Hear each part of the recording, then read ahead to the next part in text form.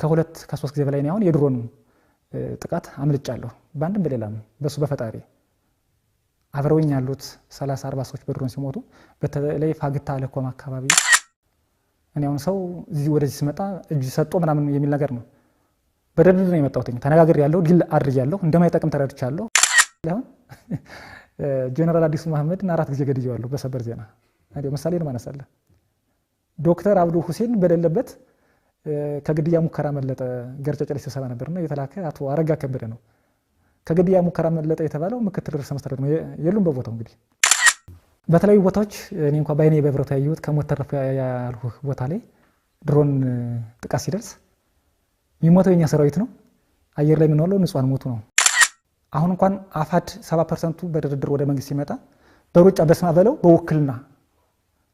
በውክልና በተለይ በህዋት በነሻፊያ በነግብጽ አልቡርሃን ታሪካዊ የኢትዮጵያ ጠላቶች ያገሩ ላላውነት አሳልፈው ለሚሰጡ ኃይሎች በእነሱ አደራዳሪነት አፋብን የሚባል አንድ የቆብ ድርጅት መጥቷል ዛሬ አንተ ምን አግኝተህ ነው ሊሉ ይችላሉ ቆም ብሎ ማሰብ ያስፈልጋል የፖለቲካ ምህዳሩ ባልሰፋበት ጊዜ እውነት ነው አፈሙዝ አንስተናል ጥያቄያችን አልተመለሰም ነበር አሁን በተለይ መንግስት ሁለት አማራጭ ሰጥቷል አንድ በሰላም መቀላቀል ነው ሁለተኛ ድርድር ነው አቅርቧል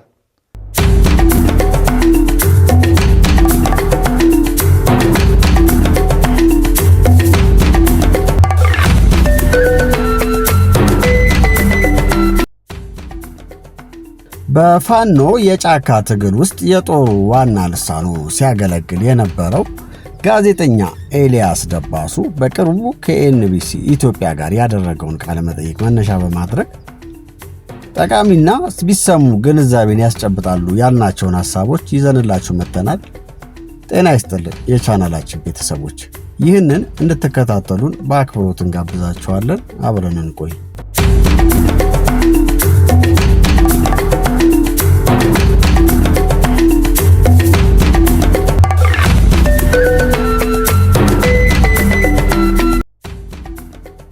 ጋዜጠኛ ኤልያስ በፋኖ ትግል ውስጥ እንደ ጋዜጠኛም እንደ ታጋይም የነበረውን ቆይታ ሲያጋራ ብዙዎች ለመናገር የሚፈሩትን የውስጥ ገመና በድፍረት አውጥቶታል።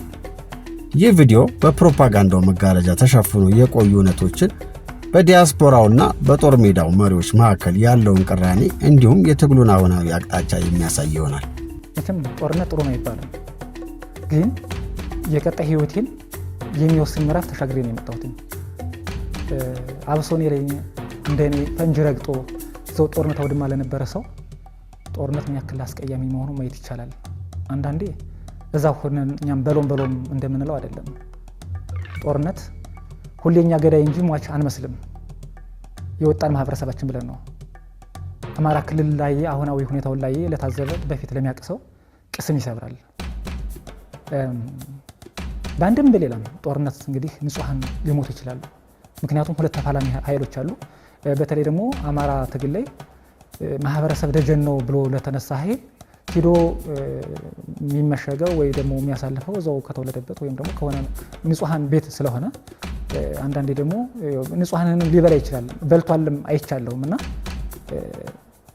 እንደተማረ ሰው ሰከን ብሎ እንደሚያስበው ስመለከት በጣም አስቀያሚ ጊዜ ያሳለፉት።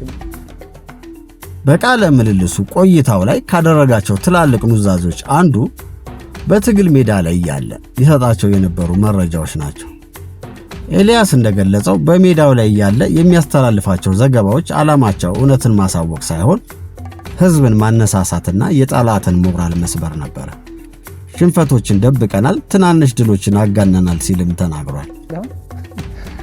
ጀነራል አዲሱ መሐመድ 4 ጊዜ ገድየዋለሁ በሰበር ዜና አይደል ምሳሌ ነው ማነሳለ ዶክተር አብዱ ሁሴን በደለበት ከግድያ ሙከራ መለጠ ገርጨጨሌ ሲሰባ ነበርና የተላከ አቶ አረጋ ከበደ ነው። ከግድያ ሙከራ መለጠ የተባለው ምክትል ርዕሰ መስተዳድር ነው የሉም በቦታው እንግዲህ ይሄ ያሳፍራል፣ ያሸመቀቃል። ስንቱን መከላከያ ሰራዊት ገለነዋል። አሁን እኮ በህይወት ያለው መከላከያ ሰራዊት እኛ ከገደል ነው ያንሳል። የእውነት ነው መነግርና ስንሰራ የነበረው ስራ የሚዲያን ሳይሆን የአክቲቪስት ስራ ነው። በቃ ይሄ ምንም አሁን ጥያቄውን አንሳው እንጂ ጥሩ ነው አልልህም። አሁንም ሌሎችም አሉ። አንተ ሜዳው ላይ ተቀምጠ ከአሜሪካ ሰበር ዜና ብሎ ያቀርብልሃል። እኔ አሽፋ ከተማ ውያ ተቀምጦ እዛው ቁጭ ብዬ ቲሊሊ ከተማን ተቆጣጠር ነው ከአሜሪካ አንዱን ተናለ ፖስት አደረገ። የሚዲያ አካል ነው ይሄ ነው አማራ ላይ በተለይ የሶሻል ሚዲያ ውጊያ ልነግር አልችልም። በሆነ ጊዜ ሰርቷል። ለምሳሌ የአማራ ክልል ሲቪል መዋቅሩን ለማፍረስ 2015 ላይ ብዙ ወረዳዎችን በሰበር ዜና ከበብናቸው ያዝናቸው ያልና በሶሻል ሚዲያ ነው የተቆጣጠርናቸው። በሆነ ጊዜ ላይ ሰርቷል። በሆነ ጊዜ ላይ አሁን ላለው ያው ትዝብት ነው ትርፉ። ትግሉን ላለመጉዳት ስንል እውነትን መናገር አልቻልንም ነበረ የሚለው ኤልያስ ጦርነት በሌለበት ቦታ ጦርነት እንዳለ፣ ድል ባልተገኘበት ቦታ ድል እንደተገኘ ተደርጎ የሚነገረው ወሬ በመሬት ላይ ካለው ተጨባጭ ሁኔታ ጋር የሰማይና የምድር ይራራቅ እንደነበር አምኗል። ይህ ደግሞ በህዝቡ ላይ የተሳሳተ ተስፋ የሚሰንቅ ማድረጉን በቁጭት ገልጿል። በቃለ ምልልሱ ውስጥ ትልቅ ትኩረት ያገኘው የውጭው ኃይል ወይም የዲያስፖራው ሚና ነው። ኤልያስ በዚህ ረገድ ያነሳቸው ነጥቦች እጅግ አወዛጋቢ ናቸው። ዲያስፖራው በቪዲዮ መግለጫና በማህበራዊ ሚዲያ ጫጫታ ትግሉን ለመምራት እንደሚሞክር፣ ነገር ግን በመሬት ላይ ያለው ረሃብ፣ ጥማትና የመድኃኒት እጥረት እንደማይረዳ ገልጿል። የትግሉ ባለቤት አሁን ዲያስፖራው ነው ማለት ይቻላል። ከዚህ ካለው ይልቅ ለምሳሌ አሁን ይሄ በተለይ በእዝ አንድ ሆኖ ሲመጡ ከሌ ካልተመረጠ አፍርሳችሁ ውጡ አፋድ ተብሎ ወደ አንድ የመጡ ጊዜ ቀጥታዋን የነበሩት ዲያስፖራዎች ነበሩ። ሚስተር ኤክስ የተባለው ሰውዬ ካልተመረጠ አፍርሳችሁ ውጡ ፈረሰ። ቀላል ተጽዕኖ የላቸውም ነበራቸው። ግን አሁን ከጊዜ ወደ ጊዜ የእሱ እየቀነሰ ነው። ዲያስፖራውም ድሮ አይደለም። በየጊዜው ብሩን ያወጣል። መሬት ላይ ጠብ ያለ ነገር የለም። አሁን ያልኩህ እነዚህ ሎቢስቶች ወይም የጥቅም ተካፋዮች በሆነ ምክንያት ካልሆነ በስተቀር በፐርሰንት ካየነው በጣም ወጥቷል። ከ50% በታች ነው። የዲያስፖራው ገዛ ይሄን ያክል አይደለም። በውጭ ያሉ ገንዘብ የሚልኩ አካላት በሜዳው ላይ ያሉትን የጦር መሪዎች እኛ የምንለውን ካላደረጋችሁ ገንዘብ አናስተላልፍም በሚል እርስ በርስ እንዲጋጩ እንደሚያደርጓቸው አጋልጧል።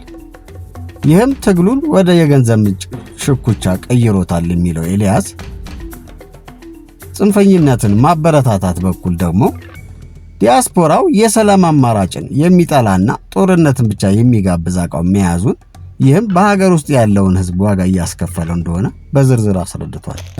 ጥሩ ነው ማለት እንደ አማራ ፋኖ ትግል አንድ የታዘቡት ነገር የተለያዩ ጥያቄዎችን በተለያየ ጊዜ አንስቻለሁ።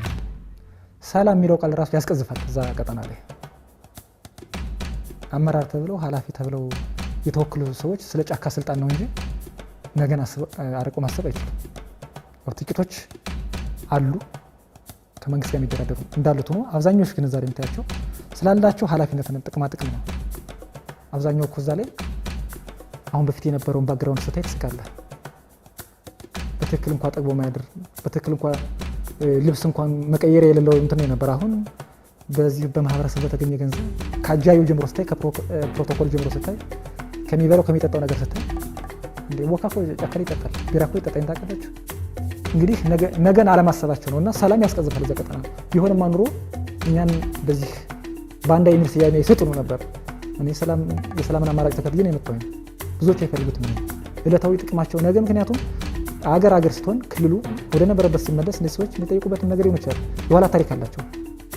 ነፍሰ ገዳይ የነበረ ሰው እንዴት ስለ ሰላም ያስባል? ትናንት ሌባ የነበረ ሰው እንዴት ስለ ሰላም ያስባል?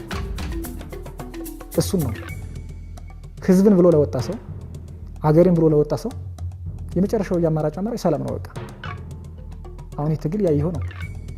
ሬስታርት ያደረገ እየቀነሰ መጀመሪያ ከነበረው አሁን መከላከያ ሰራዊት ዞን የለ ክልል የለ ምን የለ መጀመሪያ ሲቪል መዋቅሩ ስለፈረሰ በዛ ገብተው ነው ቀስ እያለ ከቀበሌ ጀምሮ እያንዳንዱን አሁን ተዋጋን ሲሉ በጣም ስቃለሁ። ሱሪያቸው እስከሚወልቅ ሲሮጡ እየዋሉ ምናልባት አንዳንዴ ሰው ነህና በሆነ አንድ ሽፍታ እኮ ሰው ይጎዳል። ከሆነ ቦታ ላይ ሆነው ጥቃት ያደርሱ ይችላሉ። እሱን እንደ ስኬት ነው የሚቆጥሩት።